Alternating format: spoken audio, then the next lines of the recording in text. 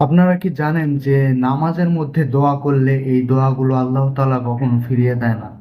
নামাজের মধ্যে তিনটি জায়গায় আপনারা বেশি বেশি দোয়া করবেন। সেটি হলো, নামাজ শুরু করার সময় প্রথমে আমরা যখন সানা পড়ি, এই সানা পড়ব এবং এরপর আমরা দোয়া করব। তারপর দ্বিতীয় স্থান হলো, সেজদায় যখন আমরা লুটিয়ে পড়ব তখন আমরা মন খুলে দোয়া করব।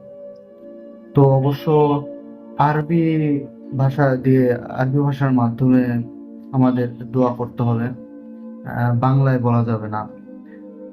এবং তৃতীয় স্থান হলো, যখন আমরা সালাম ফেরাবো, শেষ বৈঠকে আছি, আমরা এখানে তাশাহুদ পড়ছি, তারপর দুরূদ শরীফ পড়ছি এবং দোয়ায়ে মাসুরা পড়ি।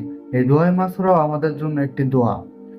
এই দোয়ায়ে মাসুরা আহ, পড়ার পরেও আপনারা অন্য অন্য দোয়াও করতে পারেন। এইসব দোয়া যদি আমরা এই তিনটি টাইমে নামাজের মধ্যে যদি আমরা এরকম ভাবে দোয়া করতে পারি, তো ইনশাল্লাহ আমাদের দোয়াগুলো কবুল হবে।